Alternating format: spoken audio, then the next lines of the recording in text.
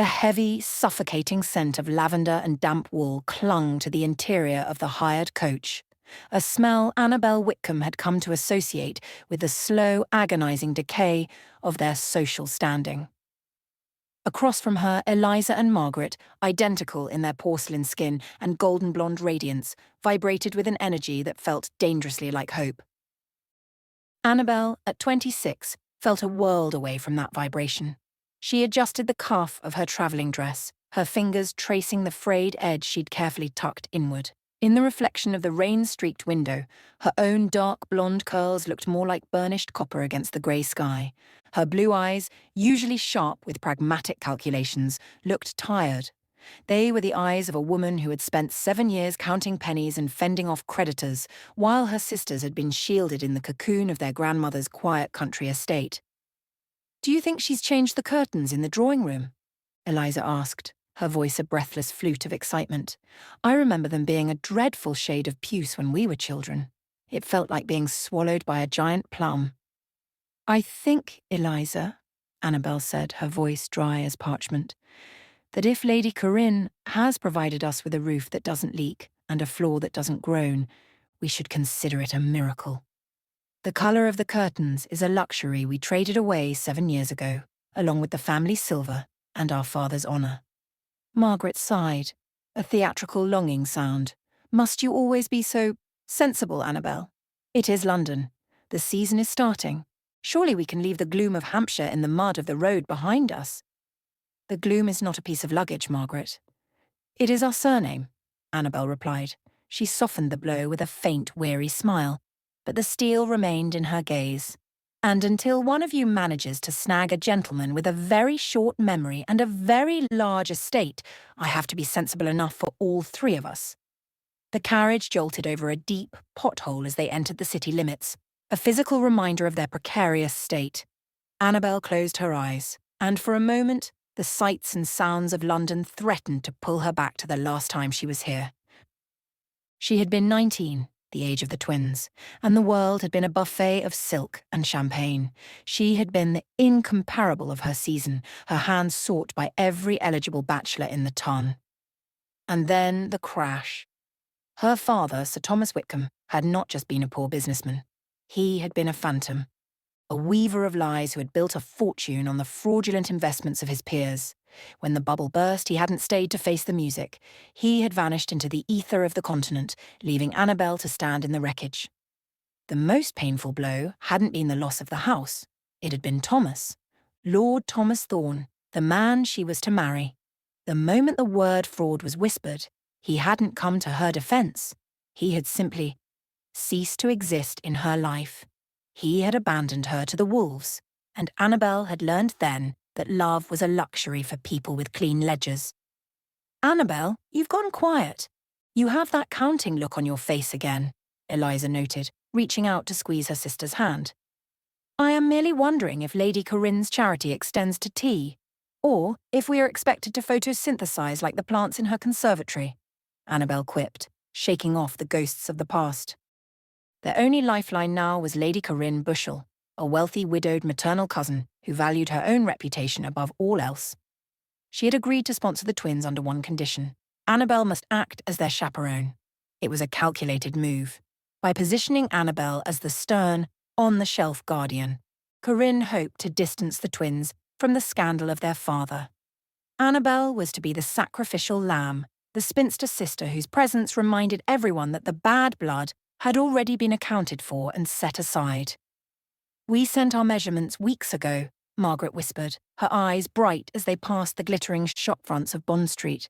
"Do you think the wardrobe she prepared will be fashionable?" Anabel thought of the meagre allowance they had lived on since their grandmother died 3 years ago. "It will be respectable, Margaret. Respectable is our new armour. We cannot afford to be fashionable. Fashionable people are looked at, scrutinised, and whispered about. We need to be beyond reproach.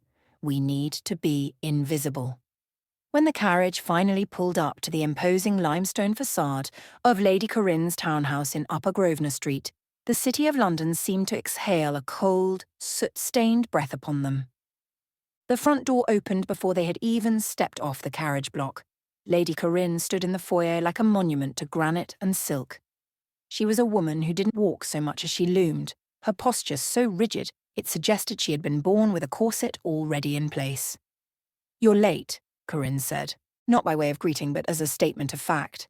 Her eyes skipped over Anabel with a flicker of pity that felt like a slap and settled on the twins. At least the girls haven't grown stout on country air. That would have been a waste of good silk. They are passable. Classic English roses. We might make something of this yet." "Lady Corinne," Anabel said, stepping forward and dropping a curated curtsy, "we are immensely grateful for your hospitality." "Gratitude is a silent virtue, Anabel," Corinne snapped, turning on her heel. "Come, the modiste has delivered the trunks. You have 3 hours to transform yourselves from country orphans into something a marquis might find tolerable to look at over tea. And Anabel, do try to do something about the shadows under your eyes. You look as though you've been auditing accounts in a cellar." "I have," Anabel murmured under her breath, though she followed obediently. The wardrobe Corinne had commissioned was a visual map of their new social hierarchy. For the twins, a froth of white lace, pale blues and virginal pinks, designed to emphasize their purity. For Anabel, charcoal silks, high-necked muslins in shades of slate and midnight blues. They were the clothes of a woman who had finished her life before it had truly begun. As she dressed, pulling the dark silk tight enough to ache, Anabel caught her reflection. The dress was severe, almost mournful, but it couldn't hide the elegant curve of her throat or the stubborn spark in her blue eyes. She pinned her hair back into a tight professional knot. "The price of respectability," she whispered to the e-glass. "It's a heavy garment." Within a fortnight, the Whitcombe twins were the talk of Mayfair. Eliza and Margaret were instant sensations, invited everywhere, praised endlessly for their grace. However, this success only served to highlight Anabel's own invisibility. While the twins were surrounded by a phalanx of eager suitors, Anabel stood in the shadows. She was politely ignored, or worse, treated with a freezing condescension. At the Duchess of Devonshire's ball, Anabel stood near the heavy velvet curtains and overheard the cruel remarks she had feared. "The Whitcombe girls. I thought they had been tucked away in a workhouse," one matron whispered. "Look at the elder one. Desperate, isn't it? To use those poor girls as a Trojan horse to climb back into the society that rightfully spat her out." Anabel's grip tightened on her fan until the wood creaked. She wasn't climbing. She was drowning in the effort to keep them afloat. "You look as though you are planning a very elegant assassination," a deep, melodic voice rumbled from her left. She turned to find a man leaning against a marble pillar. He was tall, with hair the colour of midnight, and a jawline that looked as though it had been carved from granite. His eyes were a startling stormy grey, the colour of the Atlantic in November. Lord Lucien Chadwick, the Duke of Rhodegrave.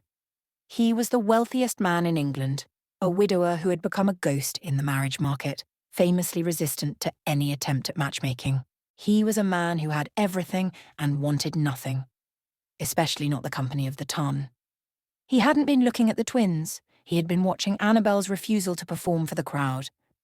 "Your Grace," Anabel said, her voice regaining its sharp edge, "assassination requires a level of interest I simply do not possess tonight." Lucien moved out of the shadows. "I've spent the last hour watching the room. I saw 32 debutantes perform the same choreographed flutter of their fans. And I saw you. You look like you want to set the curtains on fire." "I believe there is a lovely chaise longue over there that might be more interesting to talk to, my lord," Anabel replied, her wit flashing. Lucien's mouth quirked. "The chaise longue doesn't have eyes that look like a storm at sea. Why aren't you out there? You have the same face as the twins, yet you choose to stand here in the dark." "I don't choose the dark, Your Grace. It was assigned to me by my father's ledger. I would think a man with your reputation for avoiding society would appreciate the value of a quiet corner." "I avoid society because it is boring," Lucien said, stepping closer. The scent of sandalwood and rain drifted toward her. "But you are not boring, Miss Whitcombe. You are incredibly angry. It's the most honest thing I've seen in London all season." "Well, your honesty is a luxury your wealth affords you," Anabel countered. I find the opinions of dukes to be just as tedious as the opinions of countesses. Lucien didn't look offended. He looked intrigued. For a man used to being chased, her disdain was a shock. A sharp tongue. I shall have to remember that. I would prefer it if you forgot I existed entirely, Your Grace. She swept away, her heart hammering against her ribs like a trapped bird. The evening ended with Lady Corinne announcing their next move in the carriage. It is settled. We are to spend 2 weeks at the Marlowe estate for their annual country house party. The Duke of Rhodegrave will be there. It is the most exclusive event of the year. Eliza and Margaret squealed, but Anabel felt a cold shiver. Lady Cynthia Marlowe, the hostess, was the woman rumoured to be Lucien's lover. A country house party was a place where reputations were made, or destroyed in the dark. As the carriage moved into the night, Anabel realised the bill for her sister's future was only just beginning to come due. Chapter 2. The East Gallery Traptide Time = 0.6s. The carriage ride to the Marlowe estate was a 4-hour descent into a peculiar kind of dread. While Eliza and Margaret practiced their spontaneous laughter in the corner, agonising over which ribbons best complemented their complexions, Anabel watched the rolling hills of the English countryside blur into a smear of green and grey. To her sisters, the lush landscape was a backdrop for a fairy tale. To Anabel, the encroaching woods looked like the bars of a cage. The Marlowe house party was the crown jewel of the mid-season. It was a place where the air was thick with the scent of expensive cologne, wood smoke, and even more expensive secrets. It was also the domain of Lady Cynthia Marlowe, the strikingly beautiful and dangerously sharp-eyed widow, who played hostess with the predatory grace of a panther. The rumours of her relationship with the Duke of Rhodegrave were not whispered. They were accepted as part of the social architecture, a foundation upon which the season's gossip was built. Upon arrival, the sheer scale of the estate, a sprawling Tudor masterpiece of red brick and ancient ivy, felt like a challenge. As they were ushered into the grand foyer, the social hierarchy was immediately established. Lady Cynthia greeted the twins with the polished warmth of a diamond, her eyes lingering on their youth with a faint, envious flick. Then she turned to Anabel with a look that suggested she was a piece of particularly drab, outdated wallpaper. "Miss Whitcombe," Cynthia said. Her voice like honey poured over shards of glass. "I've tucked you and your sisters into the West Wing. It's lively, close to the heart of the house. I thought your sisters would appreciate being near the centre of the festivities." Anabel's internal alarm bells didn't just ring, they clamoured. Close to the heart of the house was code for dangerously accessible. As soon as they were shown to their rooms, Anabel's suspicions were confirmed. She and the twins had been placed in a suite that shared a wall with the main gallery, just 3 doors down from the gentlemen's billiards room. It was a corridor that would be high traffic at midnight, a playground for rakes, the emboldened, and the drunken. "We aren't staying here," Anabel said. Her voice brooked no argument, firm as she dropped her travelling bag onto the settee. "But Anabel, the view," Eliza gestured to the manicured gardens and the distant lake. "The view is lovely. The proximity to a dozen drunken lords is not," Anabel snapped. "This corridor is a thoroughfare for every man with a glass of brandy and a lapse in judgment. We move." She spent the next hour navigating the labyrinthine halls, dodging footmen and arriving guests, until she found Lady Albatross in the library. The woman was the formidable silver-haired cousin of Lucien's late wife, a relic of a stricter era who lived for propriety and the preservation of old London values. Anabel knew exactly how to play her. "Lady Albatross," Anabel said, dropping a respectful, humble curtsy, "I find myself in a delicate position. My sisters are young, and their beauty is a heavy burden in such a crowded house. The rooms assigned to us are so very near the gentlemen's quarters. I fear for their peace of mind. And of course the propriety of the Marlowe name should any accidental encounter occur." Lady Albatross peered over her spectacles, her mouth thinning. She lived for such moral dilemmas. Quite right. Cynthia is many things, but she is often careless with her arrangements. She forgets that not every young woman possesses her resilience. "I saw a suite at the very end of the East Gallery," Anabel suggested softly, "far from the noise. It's currently empty, I believe." I think that was intended for the staff overflow, or perhaps a guest who required absolute solitude, the old woman mused. But it is quite comfortable. Consider it done, Miss Whitcombe. I shall talk to someone immediately and have the footmen move your trunks. We cannot have those roses of yours being trampled by the local gentry. What neither woman knew was that the gears of fate had already been set in motion by a harried, newly hired butler. Struggling with a guest list that grew by the hour, he had been informed that the Duke of Rhodegrave, who had sent word that he was delayed and demanded absolute privacy upon his arrival, was to be placed in the furthest, most secluded room of the East Gallery. The butler had noted the change in his ledger, but in the chaos of the afternoon arrivals, the wires of communication had tangled. The Duke's name remained on the door of the East Gallery suite, even as Anabel's trunks were carried inside. The evening was a blur of high-tension civility. Anabel felt Lucien's presence like a physical weight throughout the dinner. He had arrived late, appearing in the dining hall like a storm cloud in a tailored coat. He sat across from Lady Cynthia looking every bit the bored monarch, but his grey eyes frequently strayed to where Anabel sat between a dull, droning vicar and a boastful baron. To settle her frayed nerves, and to ignore the way Lucien's gaze seemed to burn through her modest silk, Anabel had done something she rarely did. She had finished 3 glasses of an exceptionally potent French wine. By the time she retired to her new secluded room in the East Gallery, the world felt soft at the edges, the sharp corners of her anxiety rounded by the alcohol.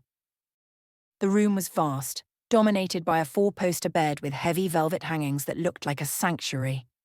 Her sisters were safely tucked into the adjoining chamber. The door between them, which Anabel had initially intended to lock, remained unlatched in her wine-induced haze. She stripped down to her thin silk chemise, the cool air of the gallery a relief against her flushed skin. She climbed into the massive bed sinking into the down mattress and fell into a heavy, dream-laden sleep. The door creaked open at 2 a.m. Lucien Chadwick was beyond exhaustion. He had arrived at the house party late, hurried through his toilette, and spent 3 agonizing hours fending off Cynthia's increasingly blatant invitations to return to her bed. She refused to believe that they were done, that the flame had flickered out at the start of the season. Though the Ton remained ignorant of their split, Lucien felt no need to correct the false assumption, yet he found her persistence loathsome. He had spent his final hour drinking scotch with men he despised, his mind wandering to the future. He was 32, reclusive and weary of the hunt. He knew he needed a bride to secure his line, but the debutantes of the year looked to him like children, inexperienced and hollow. He had come to this party as a final foray into society, hoping for a miracle but expecting only a headache. He wanted nothing more than the silence of the room he had been told was his. The room was pitch black. He didn't bother with a candle. He had seen the layout earlier and his memory was sharp. He stripped off his coat, his waistcoat, and his shirt, tossing them onto a chair with the practiced ease of a man who spent much of his life in solitude. He stepped out of his breeches, standing entirely naked for a moment in the cool moonlight that filtered through the heavy clouds. He climbed into the bed, the linens cool against his skin. He expected the bed to be empty. Instead, his hand brushed against something warm, something soft. Cynthia, he thought with a flash of white-hot irritation. The woman is relentless. She must have bribed the butler. But as he moved to push her away, a scent hit him. It wasn't the heavy, cloying jasmine Cynthia favoured, a scent that always felt like it was trying too hard. This was something cleaner, more visceral. Orange blossoms, rain, and the faint, sweet scent of womanhood. In her sleep, Anabel stirred. The wine still clouded her mind, and in the liminal space between waking and dreaming, she felt a radiating heat beside her. A wonderful masculine heat that she hadn't felt in 7 long years. She turned toward it instinctively, seeking the warmth. Lucien froze. The body that rolled toward him was supple, the curves unfamiliar but devastatingly right, clad in nothing but a whisper of silk. He told himself to stop, that this was a trap, but the darkness was a sanctuary, and his thoughts were dulled by the scotch. When she sighed against his chest, a sound of pure, unadulterated trust, his resolve shattered. He leaned down, his lips brushing the sensitive shell of her ear. "You shouldn't be here. he whispered, his voice a low, gravelly rasp that was more a plea than a command. Anabel didn't hear the words. She only felt the vibration of them against her skin.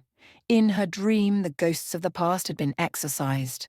She was back in the gardens of her youth, and the man she held was her protector, not her ruin. She reached up, her fingers sliding into the thick, dark silk of his hair, pulling him down. "Stay," she murmured, her voice thick with sleep and wine. The sound of her voice hit Lucien like a physical blow. It was her, the sharp-tongued spinster, the woman who had looked at him with such magnificent disdain in the ballroom. The fire that had been dormant for months ignited instantly. He leaned down and captured her lips. It wasn't a gentleman's kiss, it was hungry and deep, a collision of teeth and tongue. Anabel responded with a fervour that shocked him, her hands travelling down the expanse of his back, tracing the hard, knotted muscles of his shoulders. She pulled him closer until there was no air between them, her legs parting instinctively to accommodate his weight as he moved over her. The kiss tasted of wine and forbidden things. Lucien's hand slid down the curve of her waist, his palm hot through the thin silk of her chemise. He trailed kisses down the line of her throat, finding the spot just below her ear that made her gasp and arch her back against the mattress. "Anabel," he groaned against her skin. The name felt like a confession. For a moment the world was nothing but the scent of her and the frantic beat of two hearts. His hands framed her face, his thumbs stroking her cheekbones as he prepared to lose himself in the storm she had created. "Anabel?" The door to the adjoining room burst open with a violent bang. A candle flickered to life, its yellow light cutting through the darkness like a guillotine. Eliza and Margaret stood in the doorway, their nightgowns billowing like white flags of surrender. They had heard the muffled groans and, fearing their sister was ill or being harmed, had rushed in without thinking. The scream that left Eliza's throat was shrill enough to wake the dead and alert every guest in the East Gallery. Lucien scrambled back, his shadow cast large and monstrous against the wall by the guttering candle. Anabel sat up, blinking against the light, her hair a wild halo of dark blonde curls, her lips bruised and swollen from a passion she was only now realizing wasn't a dream. "My God!" Margaret whispered, her hand flying to her mouth. The scream did exactly what Anabel had spent years trying to avoid. Within minutes, the corridor was filled with the sound of running feet and urgent whispers. Lady Cynthia, Lady Corinne, and a dozen other guests, clutching robes and candles, appeared in the doorway. Their faces were a gallery of shock, glee, and cold, hard scandal. There was no hiding it. The Duke of Rhodegrave sat at the edge of the bed, half naked and heaving, while Anabel Whitcombe huddled under the covers, her skin flushed, the picture of a ruined woman. The silence that followed was deafening. Lady Cynthia's face went white, her eyes flashing with a murderous, betrayed rage. Lady Corinne looked as though she might actually have a stroke, her dreams of the twins' success dying in the wreckage of her cousin's reputation. Lucien stood up, ignoring his lack of clothing with a terrifying regal indifference. His face transformed into a mask of pure glacial fury. He didn't look at the crowd. He looked down at Anabel. The grey of his eyes was no longer a storm, it was the colour of a sharpened blade. "Get out," he commanded the crowd, his voice low and vibrating with a power that made the floorboards tremble. "All of you. Now." They scrambled back, but the damage was done. The story would be across London by dawn. The spinstress general had trapped the Duke. Once the room was empty of everyone but the two of them, the air turned frigid. Anabel found her voice, though it shook like a leaf in a gale. The room. Lady Albatross switched it. What are you doing here? This was supposed to be my sanctuary." "Do not lie to me," Lucien hissed, stepping toward her. He looked like a fallen god, dangerous and beautiful. "You calculated this. You knew the twins wouldn't be enough to secure your family's future, so you set the trap for the biggest prize in the room. What a perfect trap you laid, madam, having your sisters walk in just in time for us to be in a scandalous position. Did you rehearse their screams as well?" "I did no such thing," Anabel cried, tears of humiliation finally pricking her eyes. "I was asleep. You entered my room. You were the one who touched me." A likely story for a woman whose father made a career out of fraud, Lucien spat, his voice dripping with venom. He began to dress, his movements jerky and violent. He stopped at the door, his hand on the wood, not looking back at her. Your father would be proud, Anabel. You've managed to swindle the one thing I valued most. He stopped, his profile sharp and unforgiving in the fading candlelight. The scandal is undeniable. My name is linked to yours in the gutter now. And because I am a man of my word, I will do what honour demands. He turned his head, his eyes dead and cold. I will marry you, Anabel Whitcombe, since that is what you so wish for, he said, the words falling like stones into a deep well. But do not expect gratitude, and for the love of God, do not expect a heart. You've stolen my freedom. You will find the prize quite hollow. He slammed the door behind him, the sound echoing through the empty gallery, leaving Anabel alone in the wreckage. The taste of him still lingered on her lips, a bitter, beautiful reminder of the night she lost her soul to save her name. Chapter 3. A Marriage of Resentment. The morning mist was still thick and grey, clinging to the damp earth of the Marlowe estate like a shroud, as the Whitcombe carriage rattled down the long, gravel drive. They left before the first footman had even begun to stoke the kitchen fires, fleeing the house of scandal like thieves in the night. Inside the coach, the silence was absolute, broken only by the rhythmic, agonizing sound of Anabel's sobbing. She was not a woman who cried. She had faced creditors with a steady voice. She had watched their family name be dragged through the mud of Hampshire without shedding a tear. But the weight of this, the absolute crushing finality of her ruin, had finally broken the dam. She sat huddled in the corner of the seat, her face buried in a damp handkerchief, her body shaking with a grief that felt like it might physically tear her apart. "Anabel, please," Eliza whispered, reaching out to touch her sister's trembling shoulder. "You'll make yourself ill." "I have ruined you," Anabel choked out, her voice raw. "I spent 7 years.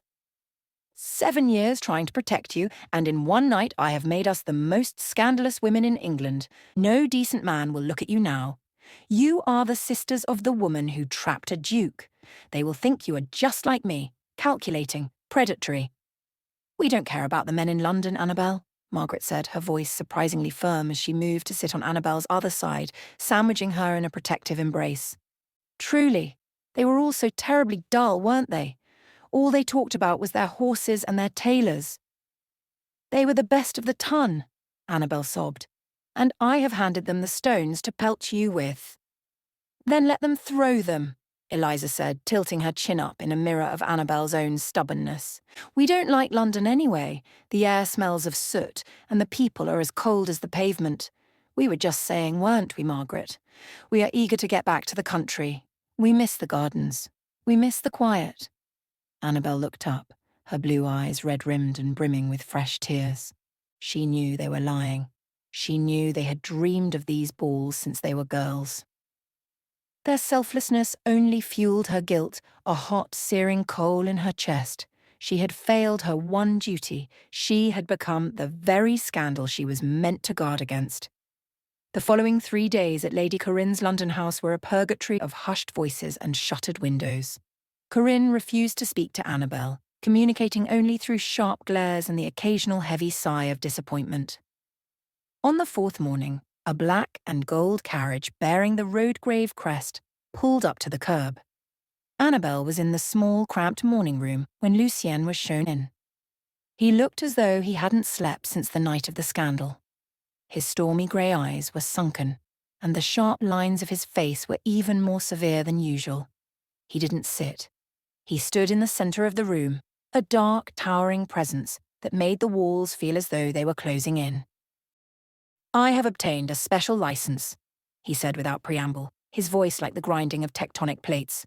"We will be wed tomorrow morning, at St. George S.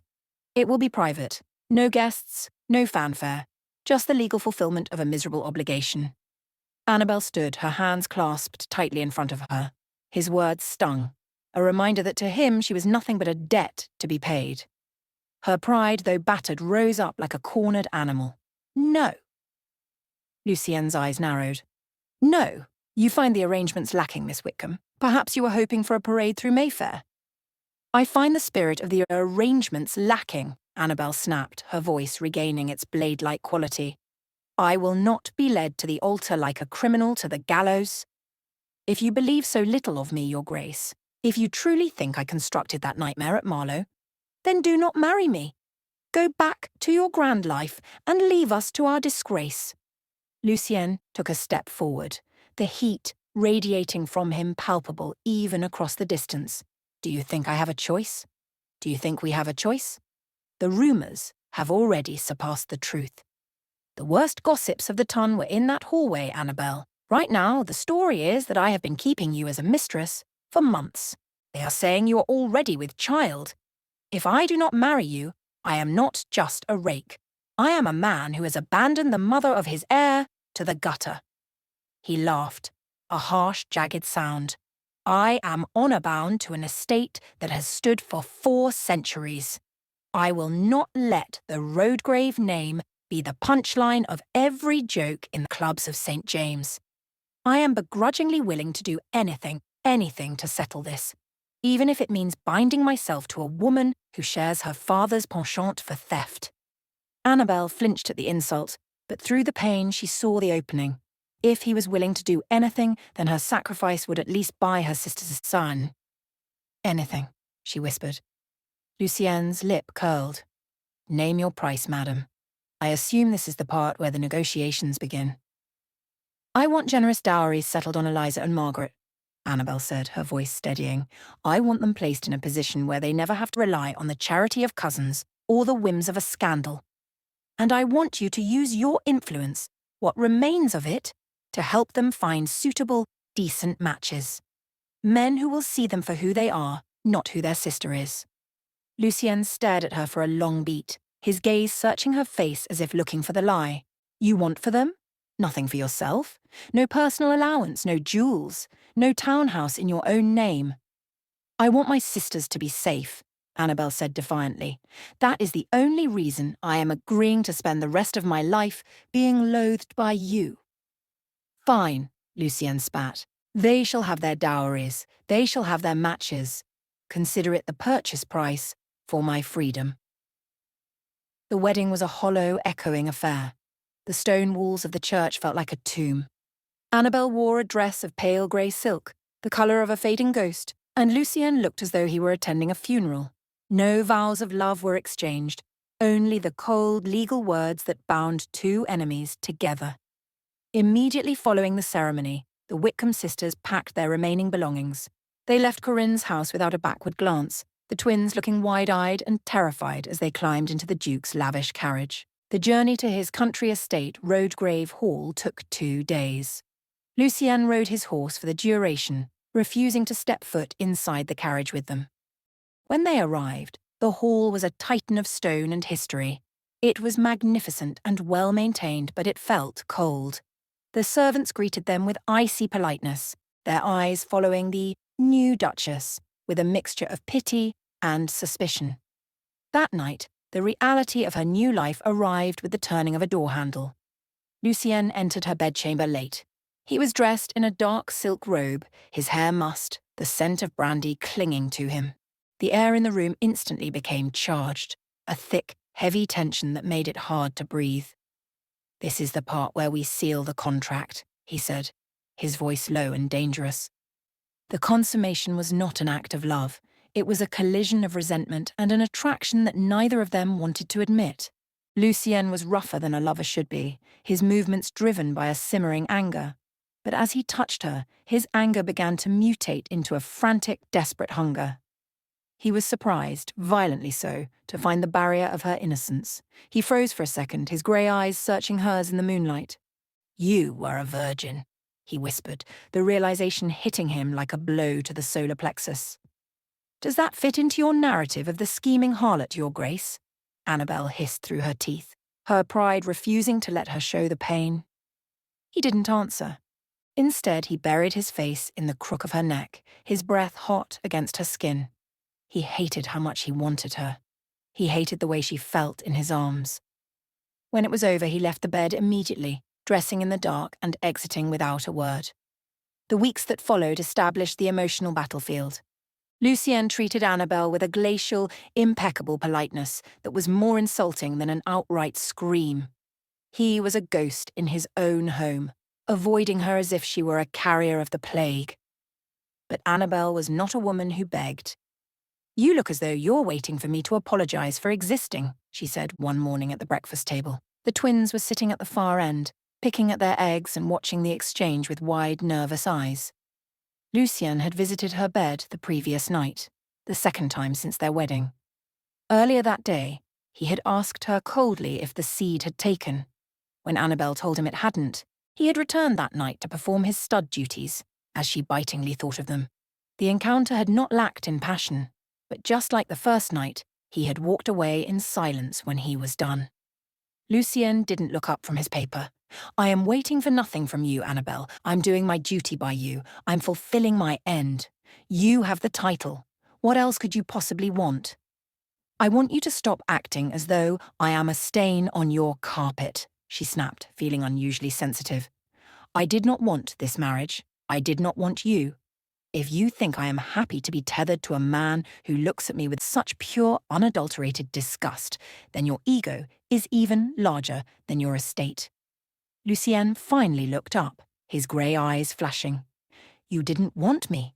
You responded to me with a fervour that suggests otherwise last night." Annabel's eyes flew to the twins, who blushed furiously and stared at their plates. Lucien noticed them and flushed as well, realising his faux pas. Anabel had a way of making him forget his polished manners and act entirely uncouth.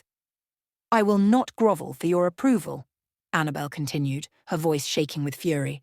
"I am the Duchess of Rhodegrave, whether you like it or not. I will run this house. I will care for my sisters, and I will do so without needing a single kind word from a man who lacks sense and misjudges me so completely." "I am never wrong about such things," Lucien said, his voice dropping to a dangerous whisper. "Then you are a fool," she countered. Margaret and Eliza looked at each other, their forks frozen in mid-air. They had seen Anabel sharp before, but this was war.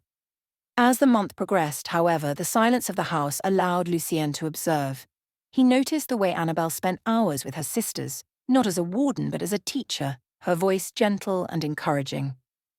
He noticed the way she handled the estate accounts with a terrifying efficiency, finding errors that his previous steward had missed.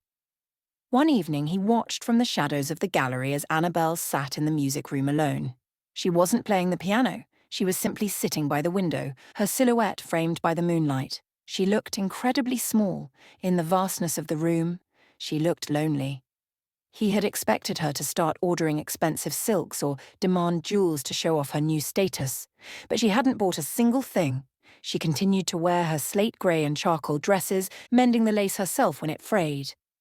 He thought of the letters she received. None from friends, only cold, formal notes from Lady Corinne or bills from her sister's past tutors. Society called her the Cinderella of the century, implying she had played her cards perfectly. But as Lucien watched her now, his pride began to feel like a heavy, suffocating weight. He saw her devotion to those girls, the way she had sacrificed her own reputation to ensure they had a life she would never have. He thought of the first night in her bed, the shocking discovery of her virtue. A woman who intended to trap a duke usually didn't wait until her 26th year to lose her maidenhead by accident in a dark room. He stayed in the shadows, his hand gripping the railing of the gallery until his knuckles turned white. He wanted to go to her. He wanted to ask her why she hadn't used his money yet. He wanted to ask her about the man she had been dreaming of that night in the dark. But his pride, that ancient, stubborn Rhodegrave pride, kept his feet rooted to the spot. "She is a Whitcombe," he whispered to himself, a mantra that was beginning to lose its power. Anabel turned then, as if sensing his presence. She didn't see him, but she looked toward the gallery, her expression one of such profound, quiet exhaustion that it made his chest ache. She didn't look like a winner. She looked like a survivor of a shipwreck, staring out at an empty sea. Lucien turned and walked away into the darkness of the hall, the first cracks beginning to appear in the ice around his heart. Chapter 4. It was with a mixture of dread and a faint, unacknowledged flutter of anticipation that Anabel prepared for their return to London. The quiet, almost monastic existence at Rhodegrave had become her refuge, a stark contrast to the tumultuous circumstances that had bound her to Lucien. She had grown accustomed to the vast, echoing silence of the manor, the cool, impersonal respect of the staff, and the polite, if somewhat stiff, presence of her husband.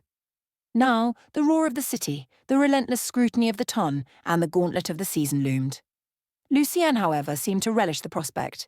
He had observed Anabel's careful, almost frugal management of the Rhodegrave household with a detached amusement. Her initial reluctance to indulge in any personal luxuries, even those befitting her new station, had not gone unnoticed. "Anabel," he had stated one morning over a breakfast of toast and tea, his voice cutting through the rustle of her newspaper. "You are the Duchess of Rhodegrave. It is imperative that you present yourself as such in London." She had merely raised a delicate eyebrow, not bothering to look up from the society gossip, glad that finally the gossip had moved on from her scandal. "My wardrobe is perfectly adequate, Lucien." "Adequate," he scoffed, a hint of his old imperious tone returning. "Adequate is for minor gentry, not for a duchess about to re-enter the very society that once delighted in tearing her down. You will spare no expense, Anabel. Consider it your duty to your title, if not to yourself." Anabel had felt a familiar prickle of annoyance. Duty. Everything with Lucien seemed to boil down to duty, like the monthly conjugal visits. Yet there was a kernel of truth in his words. The ton was a fickle beast, and her reappearance, even as a duchess, would be met with a mixture of curiosity and thinly veiled malice. To appear anything less than resplendent would be to invite further whispers and judgment. Still, the idea of spending lavishly on herself felt alien, almost sinful, after years of careful economy. Lucien, sensing her internal debate, took a different tack. He summoned Margaret and Eliza to his study later that day, an unusual occurrence that sent a ripple of apprehension through the sisters. "Your sister," he began, his gaze sweeping over them, "is proving obstinate in her refusal to embrace her position. She insists on a modesty that, while perhaps admirable in a governess, is entirely unsuitable for a duchess." Margaret, ever the practical one, nodded cautiously. Eliza, however, looked intrigued. "She means to be discreet, I suppose," Margaret offered, twisting a loose thread on her sleeve. "Discreet is one thing. Self-sacrificing to the point of absurdity is another," Lucien countered. "When we return to London, I expect you both to encourage her to indulge, to purchase gowns, jewels, and whatever else she desires. Remind her that it reflects not just on her, but on the entire family. Your future prospects, for instance, depend on her re-establishing her reputation with undeniable éclat." The mention of their prospects, a subtle but potent pressure, was not lost on the sisters. They understood. Anabel's triumph was their triumph. "We shall endeavour to convince her, Your Grace," Eliza said, a mischievous glint in her eyes. The idea of coaxing Anabel into a shopping spree was, unexpectedly, rather delightful. Thus, when the Rhodegrave carriage, now far more elaborate and emblazoned with the ducal crest, finally rumbled through the bustling streets of London, Anabel was prepared, if still somewhat reluctantly, to play her part. The townhouse, a magnificent edifice in Mayfair, had been opened and aired, its grand rooms gleaming with fresh polish and newly arranged flowers. The initial days were a whirlwind of fittings, consultations with modistes, and the endless parade of jewellers' trays. Anabel, guided by her sister's enthusiastic urging and Lucien's quiet yet firm expectations, found herself succumbing to the allure of exquisite silks, shimmering satins, and cascades of lace. Emeralds that matched her eyes, sapphires that echoed the deep blues of her new ducal colours, and diamonds that sparkled with unapologetic brilliance found their way into her possession. With each new gown, each carefully selected parure, a subtle transformation occurred. The hesitant, almost apologetic girl began to recede, replaced by a woman of undeniable elegance and burgeoning confidence. Her debut at the first grand ball of the season was nothing short of a triumph. Whispers had preceded her, of course, the scandal, the hasty marriage, the Duke of Rhodegrave's mysterious motives. However, none of them mentioned her father's past. When Anabel descended the grand staircase of Lady Danbury's townhouse, clad in a gown of midnight blue silk embroidered with silver stars, a magnificent diamond necklace adorning her throat, and her fiery hair styled in an elegant cascade, all whispers died. She was breathtaking. The men, drawn like moths to a flame, flocked to her. Her dance card filled instantly. Her wit, once sharpened in the quiet solitude of her studies, now sparkled in the lively exchanges of polite society. She spoke knowledgeably of literature, art, and even the current political climate, much to the surprise and delight of her male admirers. Her past disgrace, her family's infamy, once a brand, had somehow been transformed by her ducal title and striking beauty into a fascinating enigma. She was the Duchess of Rhodegrave, no longer merely the disgraced Miss Anabel Whitcombe. Lucien observed it all from a slight distance, a faint, almost imperceptible frown occasionally creasing his brow. He had wanted her to be accepted, to reclaim her place. He had orchestrated this after all. Yet the sight of her radiant and laughing, surrounded by a throng of eager gentlemen, stirred something unfamiliar within him. A tightening in his chest, a flicker of something hot and unpleasant. Jealousy. The realization was as shocking as it was unwelcome. One evening, at a particularly crowded soirée, Anabel found herself engaged in a lively debate with Lord Ashworth, a handsome, notoriously charming viscount, about the merits of Byron's latest poem. Their laughter echoed through the ballroom, drawing amused glances. Lucien, who had been discussing estate management with the Marquis of Hartwell, suddenly found his attention irrevocably diverted. He watched as Lord Ashworth leaned in, his gaze lingering on Anabel's lips, and felt a surge of irrational anger. Later, as they were leaving, Lucien's voice was clipped, almost cold. "You seem to be enjoying Lord Ashworth's company rather thoroughly, Anabel." "He is a witty conversationalist, and quite pleasant to look at," Anabel replied, a touch of defiance in her tone. She had noticed his dark glances throughout the evening. "Indeed," Lucien said, his jaw tightening. "Perhaps too witty and pleasant in looks. Remember, Duchess, you are a married woman." Anabel merely arched an eyebrow, a flicker of amusement dancing in her emerald eyes. "And you, Your Grace, are my husband, a fact I doubt any gentleman in London has forgotten with you gloomily lurking around." The implication, unstated but clear, was that his jealousy was both evident and, perhaps, a little gratifying. The sisters, Margaret and Eliza, were also enjoying the reflected glow of Anabel's popularity. Invitations poured in, and they found themselves no longer relegated to the fringes of society as some beauties, but frequently included in the Duchess of Rhodegrave's coveted guest lists. Their own dance cards were now pleasantly crowded, with no whispers behind their names. Lucien, true to his word, had taken an interest in finding suitable matches for them. He would often engage in quiet, probing conversations with eligible bachelors, subtly assessing their character and prospects before deeming them worthy enough to be introduced to his sisters-in-law. Anabel found herself oddly touched by this, despite her complex feelings for him. It was a strange kind of care, born perhaps of duty, but care nonetheless. Dinner parties at Rhodegrave House became the highlight of the London season. Anabel, now fully embracing her role, proved to be an exceptional hostess. The finest food, the most exquisite wines, and the most engaging company filled her elegant dining room. Lucien, though still reserved, would often preside at the head of the table, his presence lending an undeniable gravitas to the proceedings. Corinne, who had once viewed Anabel's predicament with a mixture of pity and terror, now basked in the reflected glory of her cousin's audacious assent. "My dear Anabel," she gushed one afternoon, watching her cousin try on a breathtaking ruby necklace. "Who would have thought? From a scandal to the undisputed queen of the season. You are the talk of London. Everyone wants to know the Duchess. Who dared?" Anabel merely smiled, a genuine, unburdened smile that reached her eyes. The weight of disgrace had lifted, replaced by a lightness she hadn't known she'd lost. She was no longer running, no longer hiding. She was here, in the heart of the ton, and she was flourishing. One evening after a particularly successful dinner party, where Lucien had, with uncharacteristic warmth, championed the intellectual merits of a young lord to Eliza, Anabel found herself alone with him in the drawing room. The last guests had departed, leaving behind the lingering scent of beeswax and expensive perfume.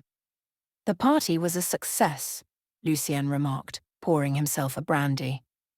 Indeed, Anabel replied, settling onto a plush sofa, feeling a comfortable exhaustion. Margaret seemed rather taken with Lord Harrington. Lucien nodded. He is a decent sort. Good lineage, solid finances, and not entirely without intelligence. A suitable match. A comfortable silence settled between them, a rarity in their forced proximity. Anabel found herself studying him, the sharp angles of his face softened by the lamplight, the way his hand, strong and capable, held the brandy snifter. She had married him out of desperation, seen him as her captor, then her protector. Now she saw him as something more complicated. A man who, despite his cold exterior, was capable of subtle gestures of care, of a possessiveness that was both irritating and, she grudgingly admitted, not entirely unappealing. "You've handled yourself remarkably well, Anabel," Lucien said, breaking the silence, his voice softer than usual. "You have silenced the gossips and captivated the ton." Anabel met his gaze, a challenge in her eyes. "Was that not your intention, Your Grace?" Ghost of a smile, fleeting and rare, touched his lips. "Perhaps, but even I did not anticipate such a complete capitulation from London society, or from you." Her heart gave a strange little lurch. "And what, pray tell, did you anticipate from me?" Lucien took a slow sip of his brandy, his eyes dark and unreadable. "I anticipated grudging compliance. I received brilliance, and a surprising stubbornness regarding wardrobe expenses." Anabel laughed, a genuine melodious sound that surprised even herself. "One must maintain a semblance of humility, Your Grace, even when forced to become a duchess." He put down his snifter, his gaze locking with hers. The air in the room seemed to thicken, charged with an unspoken tension. He rose slowly and walked towards her. Anabel's breath caught in her throat. This was new, this quiet intensity, this proximity that felt less like an obligation and more like a choice. He stopped before her, his shadow falling over her. "Humility suits you, Anabel, but so does splendor and defiance." His words, laced with an unexpected admiration, sent a shiver down her spine. The sparks of jealousy he felt, the growing awareness of her beauty and wit, the reluctant respect she felt for his actions, they were no longer just sparks. They were kindling, ready to ignite into something far more dangerous, far more real. The season had not only reinstated the Duchess of Rhodegrave, it had, perhaps, inadvertently begun to forge a different kind of bond between a duke and his unexpected duchess. As the London season progressed, the transformation in Anabel became undeniable, both to herself and to society. She was no longer merely the dubious Miss Whitcombe, but the daring Duchess of Rhodegrave, a woman of captivating beauty, sharp intellect, and an intriguing, almost rebellious spirit that belied her impeccable manners. Her every appearance was met with a flurry of admiring glances and eager conversation. The ladies of the ton, initially wary, now clamoured for her company, hoping to glean some secret to her effortless charm. Title and wealth were a potent eraser of scandal. Lucien continued his observations, a silent, watchful presence at her side, or sometimes across a crowded ballroom. His initial flashes of jealousy had not abated.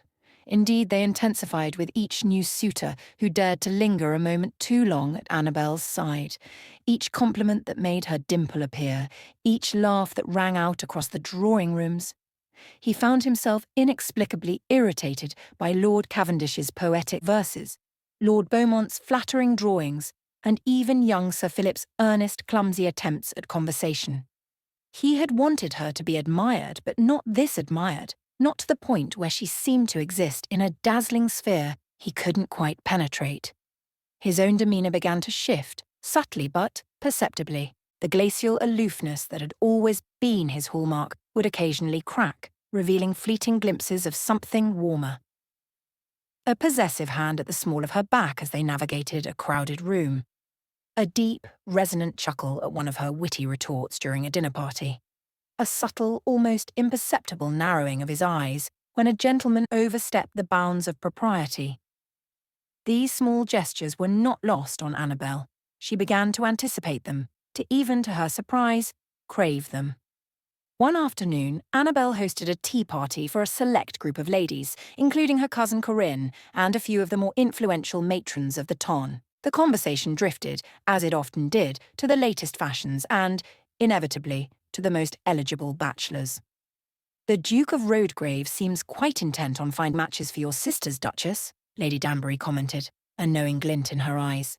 "He introduced young Lord Davies to Miss Margaret at the Hastings ball, and he seemed quite taken."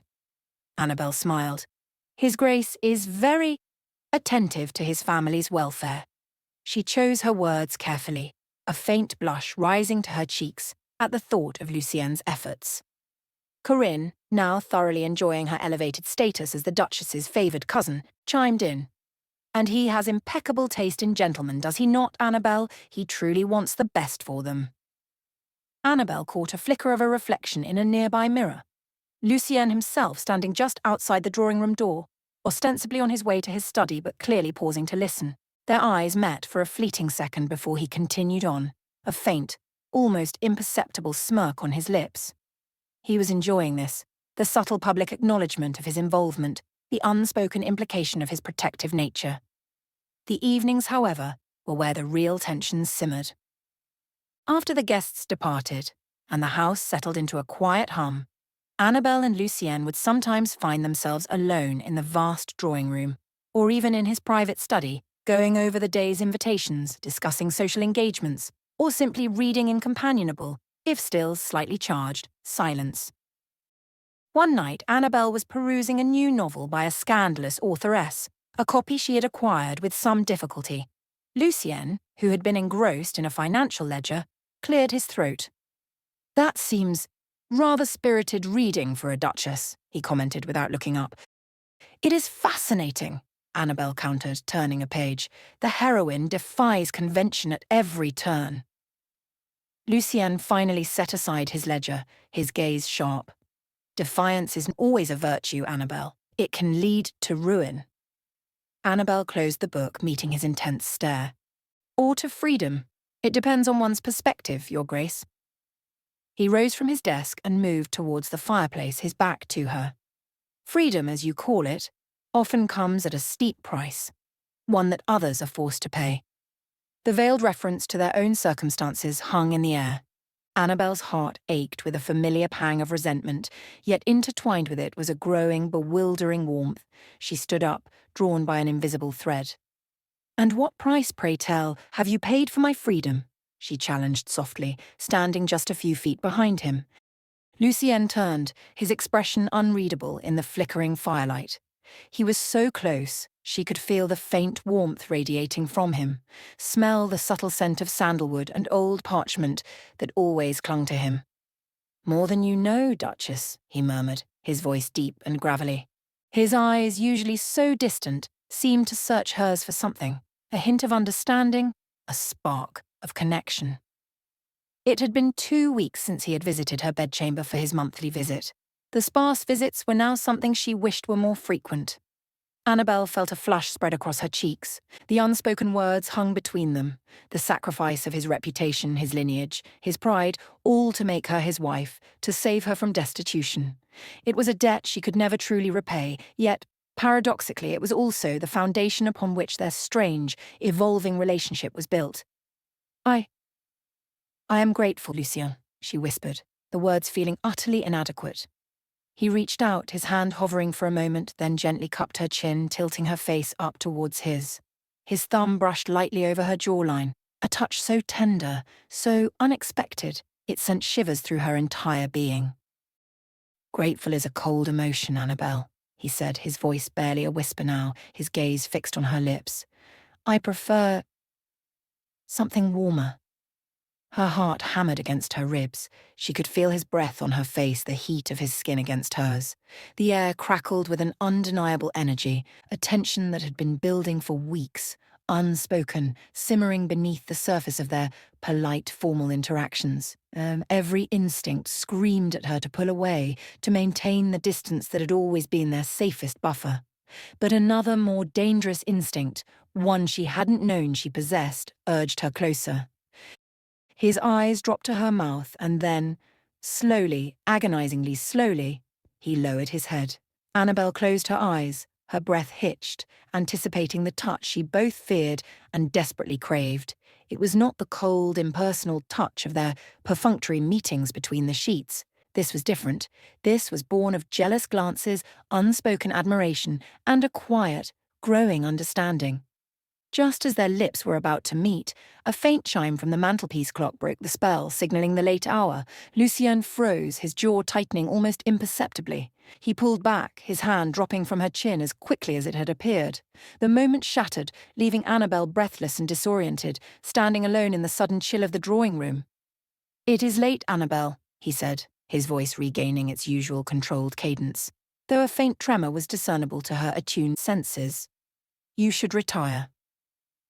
He turned abruptly and walked towards the door, leaving her standing in the echoing silence, the scent of sandalwood fading, the memory of his almost kiss burning on her lips. The season had indeed brought more than just social triumph. It had brought a dangerous, intoxicating proximity, a realization of feelings she had long suppressed, and a tantalizing glimpse of a connection that threatened to unravel all their carefully constructed defenses. The sparks of jealousy and real attraction had finally ignited, and Anabel knew with a certainty that both thrilled and terrified her that their journey was far from over. "Lucien," Anabel whispered low, and she was surprised when he stopped. A silence stretched between them. "Tell me," his voice was equally low. "Stay with me tonight." The words left her lips, her heart racing with the fear he would spurn her. But with a quickness she couldn't anticipate, he took her in his arms and kissed her passionately. Chapter 5. The London season, which had begun in a cloud of apprehension, drew to a close in a blaze of glory. For the Whitcombe sisters, the transformation was absolute. Margaret had found her match in Lord Harrington, a man whose steady nature complemented her practicality perfectly. Eliza, to the surprise of many, had captivated a young earl with a penchant for philosophy, proving that her quick wit was an asset rather than a liability. By the time the first leaves began to turn gold in the Hyde Park trees, the announcements of their betrothals were the most celebrated news in the Morning Post. The taint of their father's infamy had been washed away, replaced by the glittering prestige of the Rhodegrave name. Anabel watched her sister's happiness with a profound sense of peace. She had done it. She had stood in the breach and held the line until they were safe. But as the carriages were packed for the return to the country, a heavy realization settled over her. The duty that had bound her to Lucien was technically fulfilled. Her sisters were settled. Her reputation was ironclad. Yet the man who walked beside her, the man who now frequently caught her gaze with an intensity that made her pulse race, was no longer a stranger she had married out of desperation. The return to Rhodegrave was different from their first arrival. The stone walls of the manor no longer felt like a prison, and the silence of the countryside felt like an invitation rather than an isolation. It was on a particularly cool autumn evening, as the scent of wood smoke and damp earth clung to the air, that the simmering tension between them finally reached its boiling point. They were in the music room, the same room where Anabel had once sat alone, feeling small against the vastness of her new life. Lucien was standing by the window, watching the moonlight silver the grounds. "They are happy, Anabel," he said, his voice unusually thick. "Your sisters. You have given them everything." "We gave them everything, Lucien," she corrected softly, joining him by the glass. "I could not have done it without your name, or your protection." Lucien turned to her then, his face half-shadowed. The Glacial Duke was gone, replaced by a man who looked suddenly, jarringly vulnerable. "I have something to say to you," he began, his jaw tight, "something that has sat like a stone in my throat since the day we wed.